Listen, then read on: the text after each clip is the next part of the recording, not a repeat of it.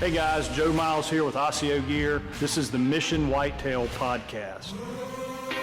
We're going to be doing a deep dive into what it truly takes to kill these mature bucks. We're going to step outside the box and look at the why for gear, tactics, training, and more importantly, the mindset from over 35 years of chasing these magnificent animals all over North America. Thank you for following along and welcome to Mission Whitetail. All right, guys, welcome back, Mission Whitetail.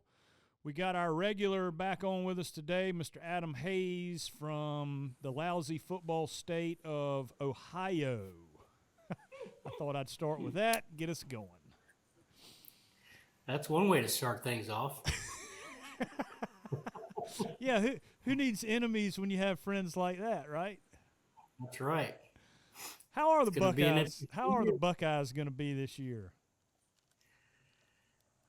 It's going to be interesting, man. It really is, because I mean they brought a bunch of guys back that didn't end up leaving, and obviously with the transfer portal and the NIL money, you know, the money's been flowing, and they've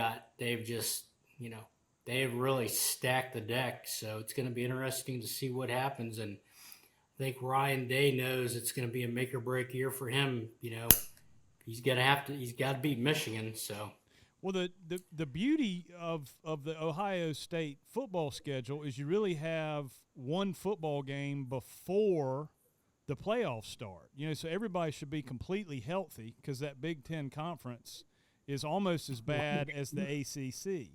So, yeah, I mean, when you only play Michigan and then the playoffs, I mean, you should be completely healthy. So there won't be any excuses, I guess. We got to play Oregon in the third game of the year. Yeah, they're ranked pretty high. But, you know, Notre Dame and Oregon seem to be those two teams that are always overrated. How many people am I ticking off right now in my banter? Uh-huh. Half the country's going to quit listening to the Mission Whitetail podcast. Yeah, I don't think you did yourself any favors there. No, I didn't. But all my SEC boys, they're going to be tuning in, and they're yelling from the roofs right now. Well, we'll see how this new coach goes. I mean, he's definitely got the talent, so. Yeah, we'll see. No, it'll be good, man. Did you see where Ohio State picked up one of your quarterbacks in the portal? Oh, yeah. Saying? Yep.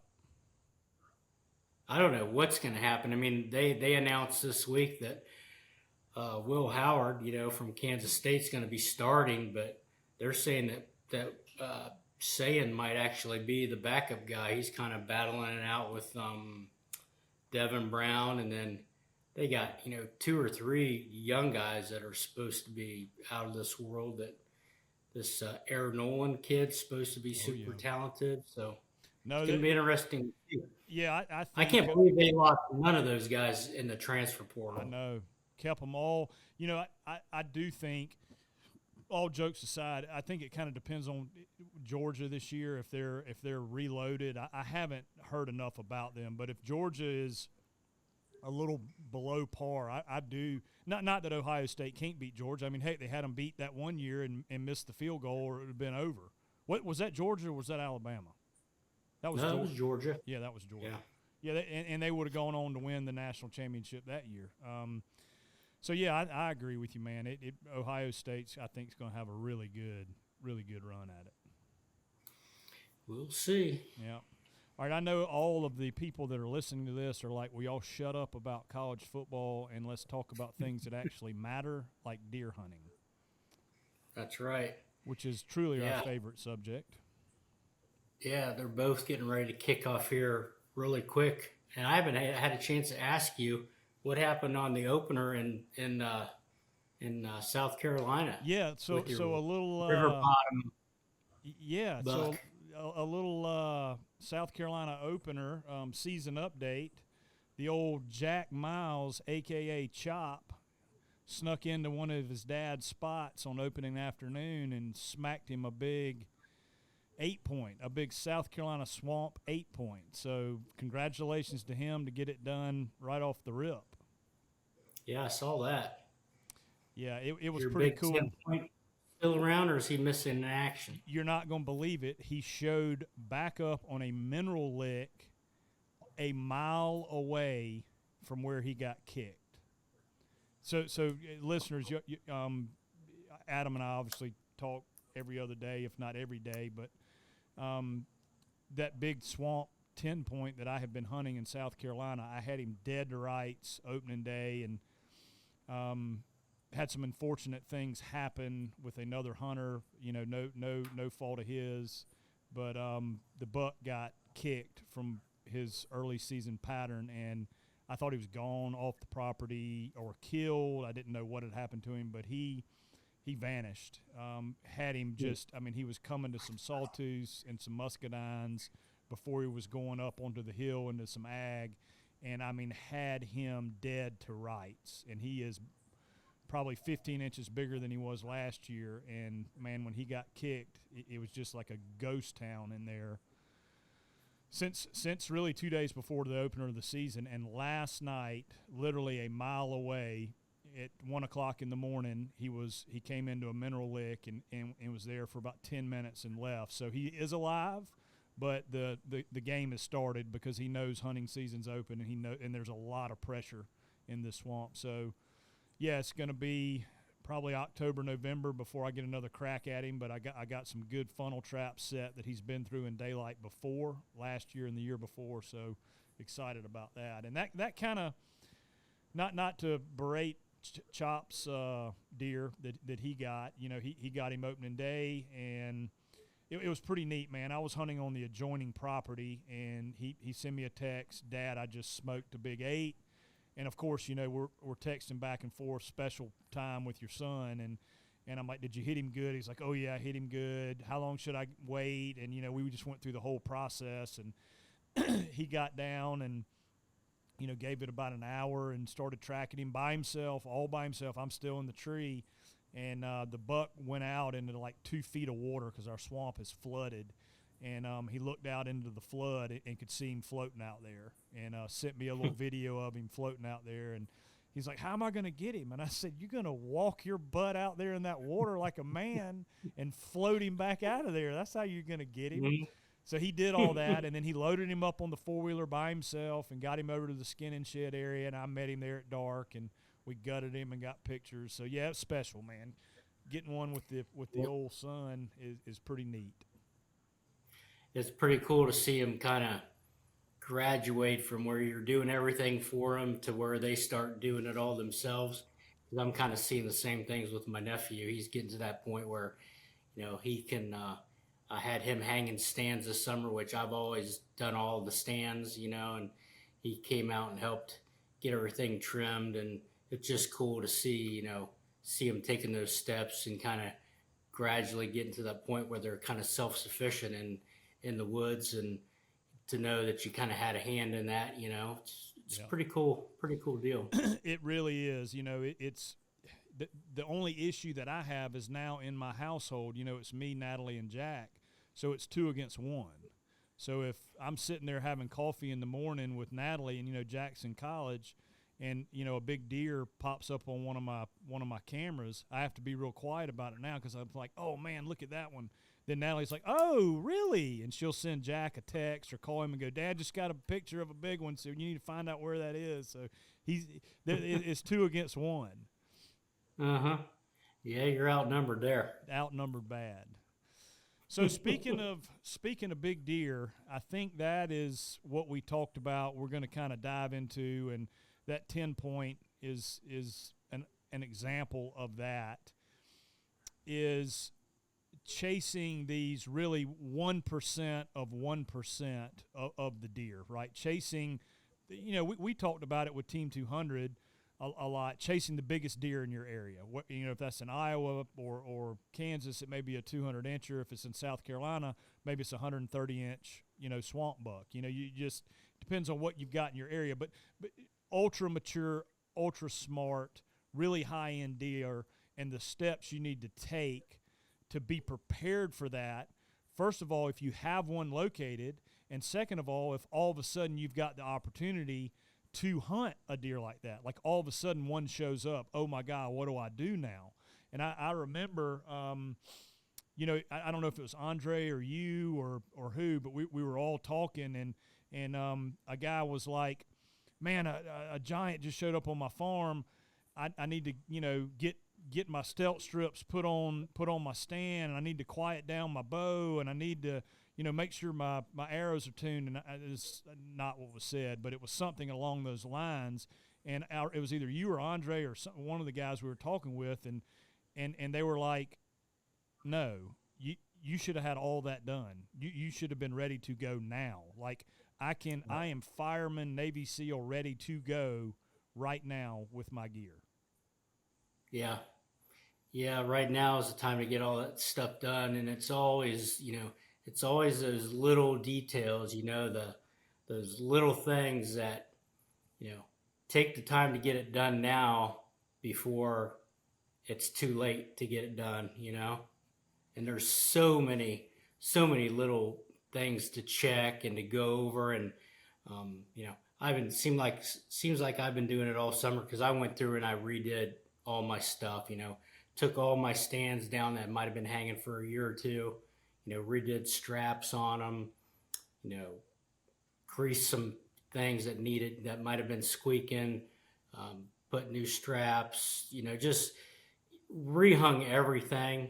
And it's amazing, going through that process, not only how much work it is, but how you start finding these little things that, can ruin a hunt, because guaranteed a big deer is going to expose your weakest link. Any little thing that you miss, in preparation is just going to get exposed at the worst possible time. It's Murphy's Law. Oh yeah. And always happens. I mean, I was making some notes here this morning on, a handful of things that have happened to me over the years that were the difference between, success and failure. And it was just the littlest things. I got some great examples of it, but, just recently, like I was talking about going in and trimming stands, Logan and I had gone in this spring and did a bunch of trimming on the home farm. And he just came out last week and we did some more trimming, got up in the stands and make sure all the shooting lanes were open. And it was amazing how much growth happens between spring and right now. Spots where you thought would have been good because I did so much trimming in the spring. It was like we didn't even do anything. It was just amazing how much stuff still needed to be trimmed. But, that makes a huge difference. Just climbing up, going through your dry run of climbing up in your stand, making sure everything's set where it needs to be, making sure you can shoot where you need to shoot, making sure that nothing makes any noise. I had I like to leave my bow hangers, in my stands in the trees on my home farm. And I grabbed one last week and just moved it barely and just made the most god awful noise you ever heard in your life. Just little things like that. Where take some WD-40 and spray it down here, a month or two before season. That a little noise like that could just ruin a hunt so fast. And it's just a little, minor detail, but just could be the, like I said, difference between success and failure in October. Yeah, I mean, not to keep piggybacking on college sports, but the Gamecocks got a new baseball coach, Paul Maneri, who was a world-class baseball coach at LSU, and he's the new baseball coach at the University of South Carolina. And I watched a little blurb on him yesterday, and he was addressing the team, and he said, guys, we are going to strive for everything to be perfect. He said perfection is not obtainable, but we are going to flat out try to be perfect. And what that does is it produces excellence. And you can yesterday I went over to a good buddy of mine's property that's just got he's a killer, a heck of a hunter. He's nobody knows who he is except his friends, right? He's one of those guys that's not on social media, just a heck of a hunter. He's been a really good friend of mine. His sister is married to Charlie, my brother. And we've hunted together in Mexico, out in Kansas, and a little bit here in South Carolina. But I went over to his place yesterday, and he's acquired basically a mecca for hunting these South Carolina deer. He's right on a river over there, and just got tons of property, and it's all to himself. He's got it set up perfect. But what was so awesome is that when I went over there, you know how it is when you go and hunt with somebody. When it was time to go, he's got a little room. He walked into his room. He picked up his we were hunting with recurves. He picked up his recurve. He picked up his pack, and we were out the door in 30 seconds. Everything was dialed, ready to go. I mean, it was no, you didn't have to think about it. Whereas, you know, a lot of guys you go to and their release is laying in this room. Their quiver with the arrows is over here. They got one boot right here. The other one's in the truck. You know, everything is hodgepodge, unorganized, and the ability to be able to move fast and have everything organized and everything set is pretty darn important. Yeah, it's crucial. There's so many times when that preparation makes all the difference in the world. You know, I can remember a few years back, I was in Illinois for the opener. I was hunting a big 9-point and hadn't messed with my camera all year. You know, the same camera I've been using for years, video camera, and hadn't really even got it out and messed with it other than to charge it up and get it ready to go. And this big 9-point shows up right at dusk, you know, doing exactly what I thought he was going to do, but it was really low light. And I mean, he's coming in and it's crunch time, and I hadn't messed with the camera, like I said, for a year, and I forgot where the manual settings were on my camera. And here I'm scrambling trying to get my camera switched over to manual because I've lost so much light, you know, right there at prime time. And it cost me a shot on that deer because I couldn't get my camera switched over to manual settings to gain my light on the camera, and he got right past me. And I mean, my mistake, 100%. You know, I got laxed with my camera, thinking, you know, use this camera forever. I know where everything's at. I don't need to mess with it. And just in crunch time, it's amazing when you get a big buck in bow range, how easy it is to forget shit that you've known forever, you know? Right. And that was perfect scenario of, not being familiar with your equipment and going through it and making sure you refamiliarize yourself with it so that you're ready for anything that happens. You know, it was just something simple, just switching my camera over to manual, and it's getting low light. I couldn't find the manual button on that camera to save my life. Yep. And blew my chance. Yeah, it is. Look, you can't cover everything, but the more things that you can go through, and just because it seems simple doesn't necessarily mean that it is, because you are 100% right. In the moment of truth, whatever it is, I saw a saying the other day, you don't rise. Oh, it's on my phone, but it'll take me forever to find it. It's something along the lines of, you don't rise to the occasion, you fall to your level of training. That's where that's your baseline. And I need to find that. I need to find that quote. It's kind of like, what's that? It's kind of like that saying, don't practice till you get it right. Practice until you can't get it wrong. That is exactly, I think I got it right here. Yes, that is exactly right. I don't have it. I don't know what I did with it. I must have deleted it. Wow. Oh, no, here it is right here. We don't rise to the level of our expectations. We fall to the level of our training. And I think that's pretty darn good. And that doesn't only equate to hunting, right? I mean, that's in anything that you do. The preparation is key. And we beat that to death, especially on this podcast. We've talked about it a lot, about, you know, doing everything like a pro, be a pro, take a professional approach. But the point being of what we're talking about is what is it? I mean, when this thing airs, it'll be the very end of end of August, 1st to September. But now, the point being, now is the time to make sure every little thing that you can think of is dialed, and do a couple dress rehearsals. You don't have to do any of that, right? You can go out there day one, shoot your bow, make sure it's dialed in, go climb up in a tree and kill a deer. You can absolutely do that. But man, if you're serious about it and want to prevent bad things from happening, everything that you can control, you better be switched on with it. Yeah. There was another good saying, something along the lines of, it's the little things that you do right now that you don't have to do that will make the difference later when it's too late to do anything about it. Yeah. It could just be such little minor things. I was getting some stands ready to take on my elk hunt next week. And, I've been a lone wolf guy forever. Love their stuff because it's so mobile and so quiet.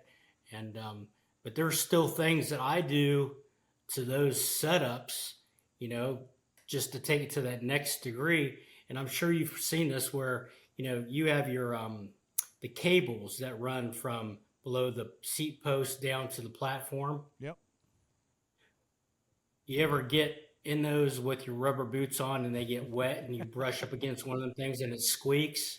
Oh yeah. Man, I went through and I put camo hockey tape on everything. And I went through this year and I wrapped every one of those cables on every one of my stands, because one time last year I rubbed up against one of those things in the rain and it squeaked.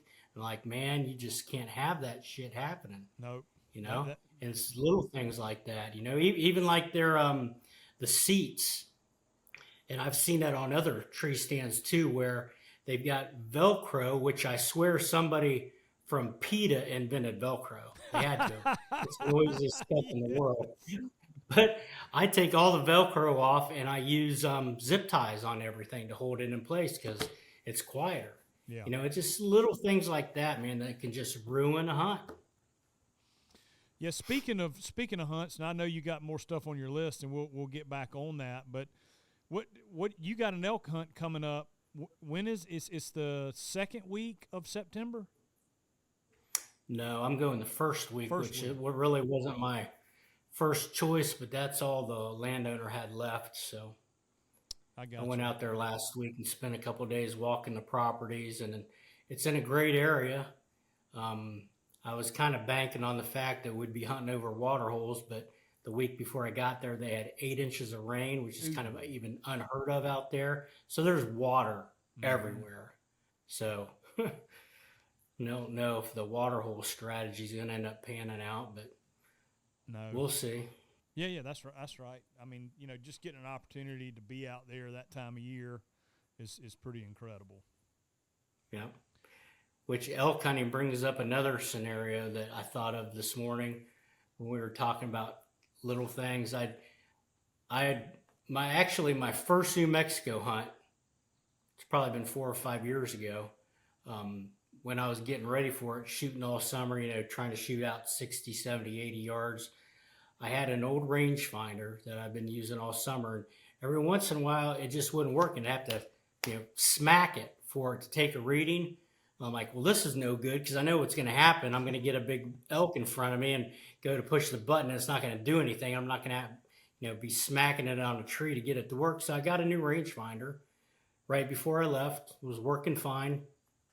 I get out there, and of course, on the last night of the hunt, I get an opportunity at a giant elk right at last light. I mean, 2 minutes left in the hunt, and there's this giant bull coming across the field following a cow, and he gets out, 70 or 80 yards, and he starts turning, stops. I go to range him, and I had used that rangefinder at home when I was practicing during the day, but I never used it in low light.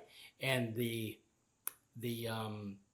brightness of the LED was cranked all the way up. And when I turned that thing on and tried to range him in low light, it was so bright I couldn't even see the elk.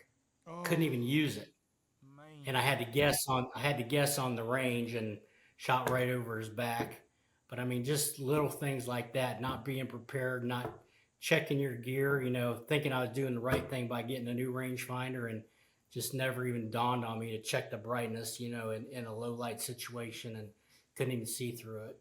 You know what might be helpful is to, and maybe we'll do this. I mean, we're getting into season now, but maybe there's like a Mission Whitetail Team 200 checklist that you and I could work on.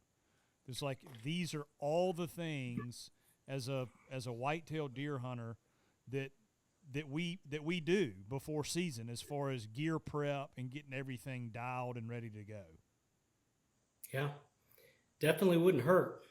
But No, really, I mean, yeah, it comes down to, like I said, making a dry run in a hunting situation, out before season starts, from, you know, all your gear, your shooting, ranging, all that stuff, getting it all on your back, climbing into a tree, making sure nothing, makes any noise. I mean, it's a dry run, you know, just like a scrimmage hunt almost, just going through every motion and seeing, if something, something crazy that you've overlooked, is not quite right. But I mean, that's really the only way to do it. And yeah, I mean, having a checklist would probably help guys out a lot to take the time to put something like that together. yeah, it would be good. Well, heck, it would be good for me just to have a list of as simple as saw blades on your whatever you're trimming trees with. Like I've got a pole saw, and I swear if Natalie thawed out butter and I laid that blade on that butter, it would not cut through it. I've had that blade for probably 5 or 6 years, and it is the dullest. And I need to get that replaced. And then like I've got rangefinder binoculars, and to replace the battery in that, because after 2 years of that thing will die on you mid range.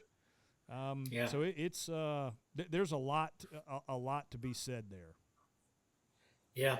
And I think it's really important, if you're going to do a dry run or a scrimmage or whatever you want to call it with your equipment, that you do it in not only in a hunting situation, but in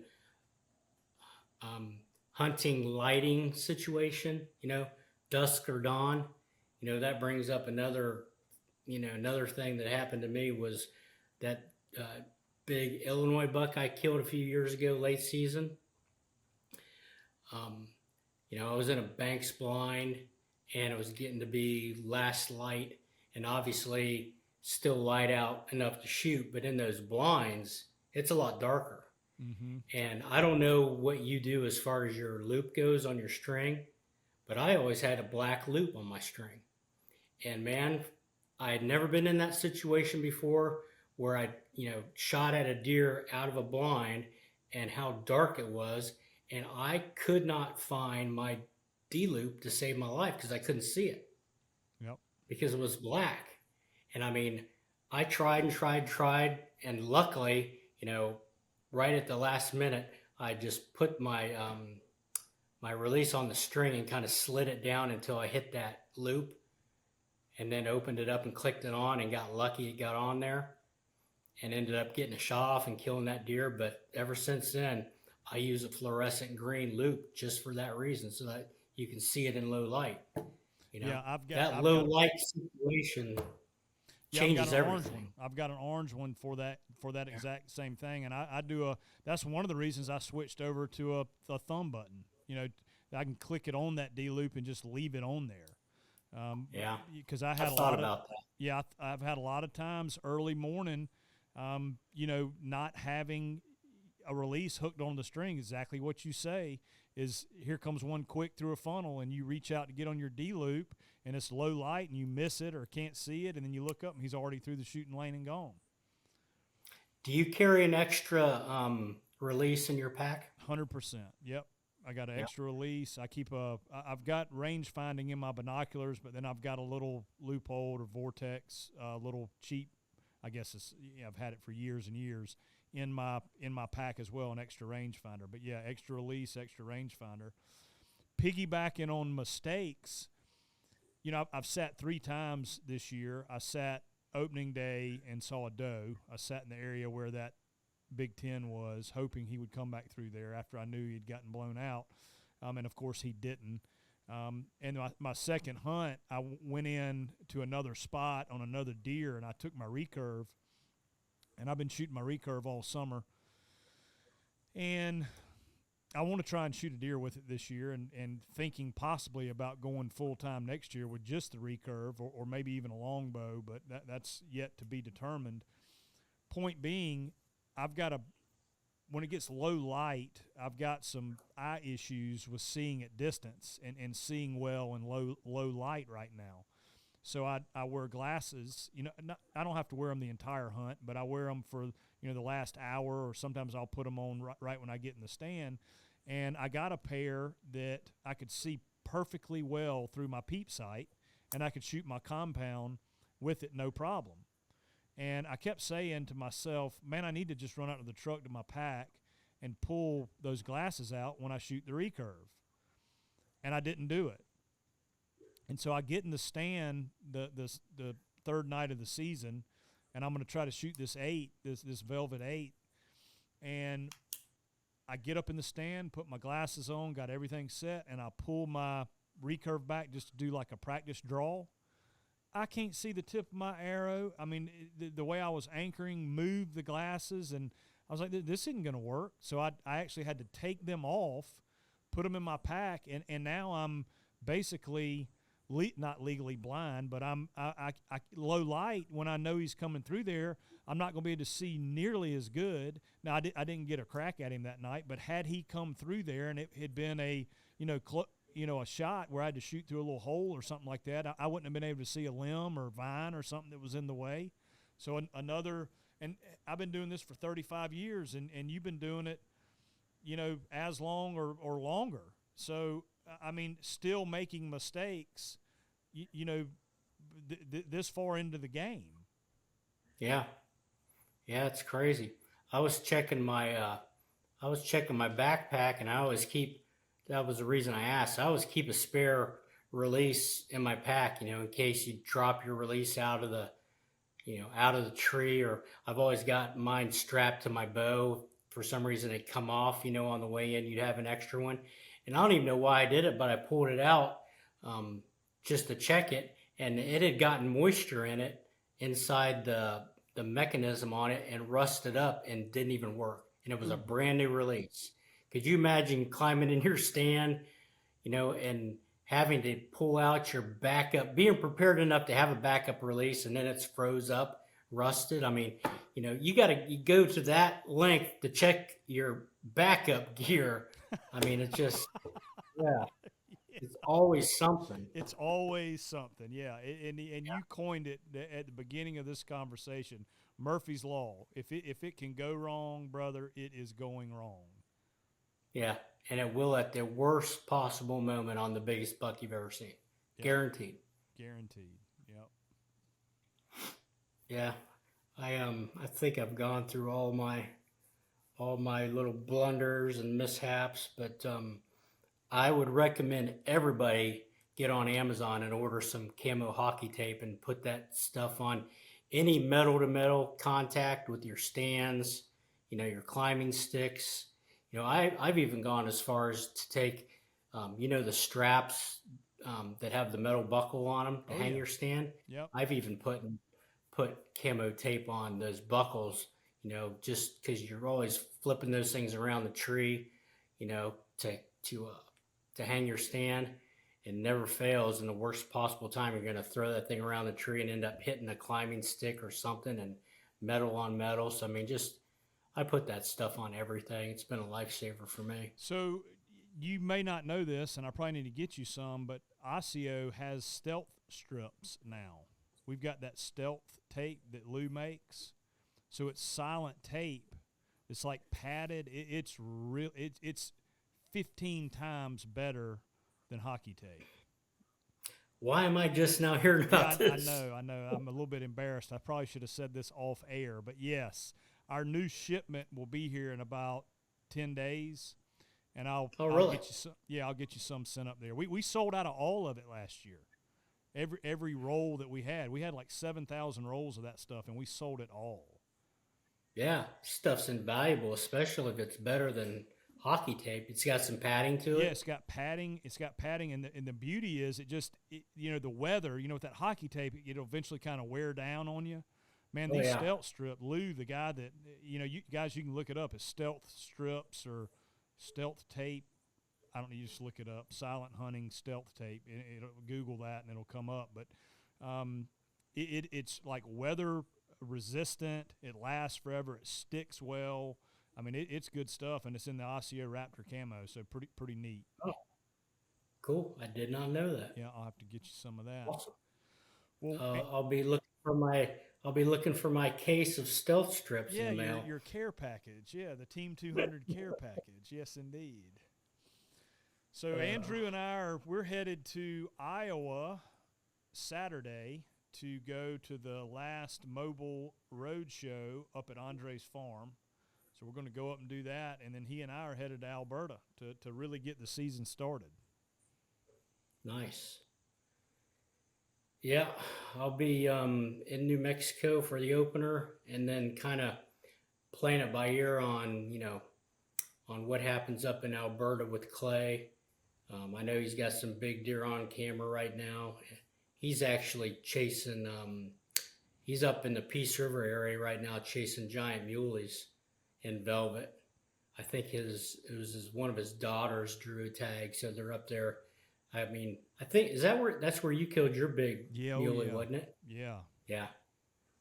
So they're up there doing the spot and stot thing. So he's going to check cameras when he gets back, and then I guess my other option might be Kansas. We've had some good deer on camera out there this year, although not recently, but you never know, in Kansas what could show up. So it seems like every time I try to plan stuff, it goes south. So I'm just kind of going with the flow this year and see what happens and what shows up. And hopefully the wife will be understanding enough if I need to throw my crap in the truck and get out of Dodge at a minute's notice. I'll be ready to go. Yeah. I understand that.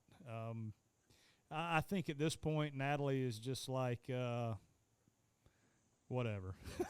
She's just had enough. It's not worth fighting and arguing. Right.